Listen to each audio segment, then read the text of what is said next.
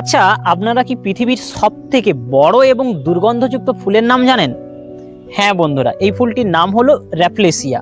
এর scientific name হলো rafflesia আর্নল্ডি।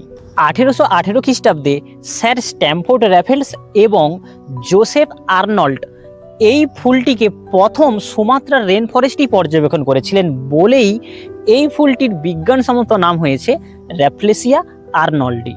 এটি পৃথিবীর একক বৃহত্তম ফুল, যার ব্যাস প্রায় 3 ফুট পর্যন্ত হতে পারে এবং এই এক একটি ফুলের ওজন প্রায় 7 থেকে 11 কেজিও পর্যন্ত হতে পারে। র্যাফলেসিয়ার নিজস্ব কোনো পাতা, মূল বা কাণ্ড কিছুই নেই। এটি টেট্রাস্টিগমা নামক একটি বিশেষ লতার উপর নির্ভর করেই বেঁচে থাকে। ফুল ফোটার আগে এটি ওই লতার ভেতরেই অবস্থান করে এবং এক বিশেষ ধরনের টিস্যু তৈরি করে, যাকে বলা হয় হোস্টোরিয়াম। এটি দেখতে কেমন? ঠিক ইনজেকশনের সিরিঞ্জের মতন।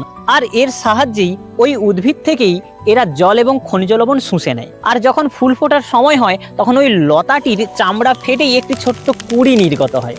এই কুঁড়িটি থেকে ফুলটি সম্পূর্ণ ফুটতে প্রায় 9 মাস সময় লাগে, কিন্তু যখন ফুলটি সম্পূর্ণই প্রস্ফুটিত হয় তখন মাত্র এটি 5 থেকে 7 দিন বেঁচে থাকে এবং তারপর আস্তে আস্তে কালো হয়ে নষ্ট হয়ে যায়।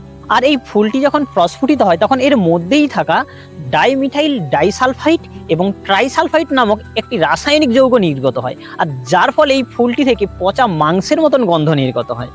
আসলে বন্ধুরা, এই পচা মাংসের মতন গন্ধই কিন্তু এর পরাগযোগের একমাত্র উৎস।